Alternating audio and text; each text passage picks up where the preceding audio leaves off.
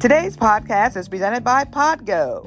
Podgo is the easiest way for you to monetize your podcast, providing podcasters with a flat rate for ad space so you always know how much you get when you include an ad from Podgo. I recently joined as a member, and you can too. Apply today to become a member and immediately be connected with advertisers that fit your audience. That's podgo.co at podgo.co. Make sure in that section of the application where it asks how you heard about us, make sure that you put Drea's point of view. Enjoy the show.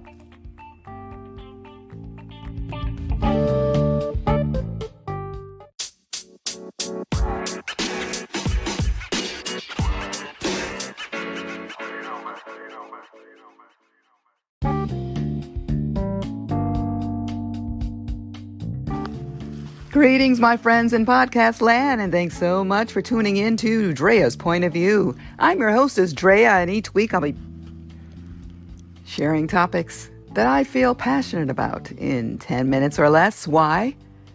Because I appreciate your time, and I don't want to waste it. And I'll be doing that with absolutely no co-host at all. Why not? Because I don't need one, and I don't like to share the spotlight. That being said, let's jump right into this week's topic. It's a hairy situation. I felt compelled to do this podcast because lately, maybe the past few weeks, my hair has been the center of attention with all that's going on right now. I've been in the spotlight with my hair. If you can picture Leela James or Shaka Khan, how she looked back in the day, it's full with a lot of volume and has color. And I've noticed whenever I choose to get a goldish, blondish color added, that's when I get the most comments.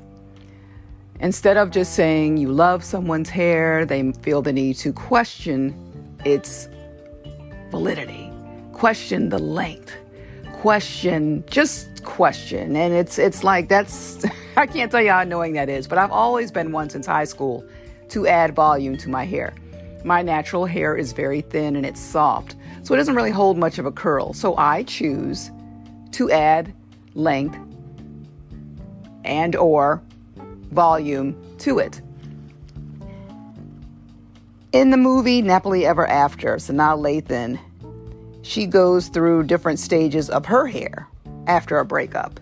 It really started, though, her mom really had her thinking that, to have great hair, perfect hair, it must be straightened and long. So she went through all these changes. And when she was dating this guy, she had extensions, or as most people know it, she had a weave. And, her boyfriend didn't ask her to marry her. Everything had to be perfect, and she went through stages with her hair. She went through the blonde stage. She cut it all off. She went through the regrowth stage, and he came back, but then he wanted her to do her hair a different way, and then she did, and then she was like, wait a minute, I'm making everybody else happy with my hair, but I'm not happy. And at the end of the day, we should all be happy with how we look. There was actually in 2019, the Crown Act.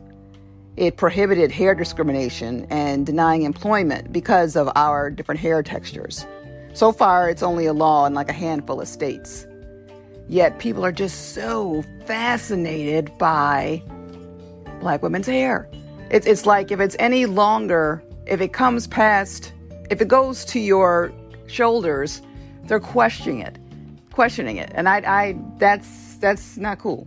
I just really felt compelled to speak on it. Chris Rock did a documentary in 2009 called Good Hair, and he wanted to see why we put so much importance on it. And it is really a big deal. It really is. We are sensitive, most of us, about our hair. We spend a lot of money on it to get it done, whether we decide to do the big chop or we decide to wear it a different way or throw a wig on. we can get creative with it. We can do so many things. If I wanted to wear it short one day, I can. If I wanted to wear it long the next, I can. And we should be able to do so without getting stares and questions. And it's just insane. We do spend 9 times the amount of money more on our hair than other races. And I think beauty is essential. I think when you're talking about the essential places that should be open, all the beauty supply stores should stay open. It's that important. In 2018, there was an article on how much money women spend on hair care.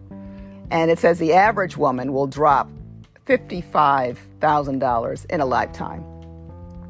In California, you'll find the most fake blondes. In New York, you'll find the hair with the most volume. In Alabama, you'll find the most people with curly hair. And in North Carolina, it says that you'll find the most low-maintenance women. They'll only spend about $20 on their hair a month. Very interesting. So if you see a female who happens to not be white, don't ask her, how long did it take? How long did it take you to grow it? How long is your hair? Is that all your hair? I've heard it all. It's like insane. And I used to get upset about it. I don't even answer anymore. I mean, like, why do you feel that you deserve an explanation? I even had one guy recently ask if he can ask a personal question. Usually when someone asks if they can ask something, it's something I don't want to hear. And he asks it around 2 other people. And I'm like, no, you cannot ask a personal question in public. But he asked it anyway. He knows people with similar hairstyles or something, and he wants to know when I wash it if it comes out in the sink. What? I wasn't even going to answer it. But there was another black girl there, and she was like, yeah, well, it does. But I'm like, you know what? Why even dignify that foolishness? What? And then he tried to brush it off by saying, you know, I wish I could something with my hair, something. Okay, for the record, any race can add hair on, okay? You don't have to tell somebody, I wish I could do that with my hair. Hair can be added on if you have only an inch of hair, okay?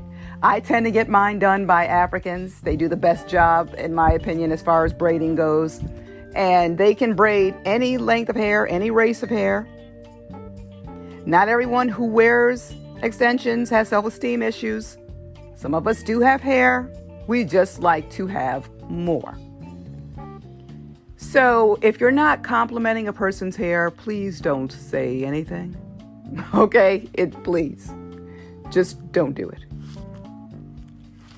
If you enjoyed listening to this podcast as much as I enjoyed making it, I hope that you subscribe, tell other people, follow me on social media, Twitter, Drea Point, Instagram, Drea's Point of View. I'm also on YouTube. You can www.dreaspointofview.com, go on my website, leave a comment, review. I'm on Spotify, my host Anchor, Google Podcast, Apple Podcast, Castro, Breaker, and more. This has been Drea's Point of View.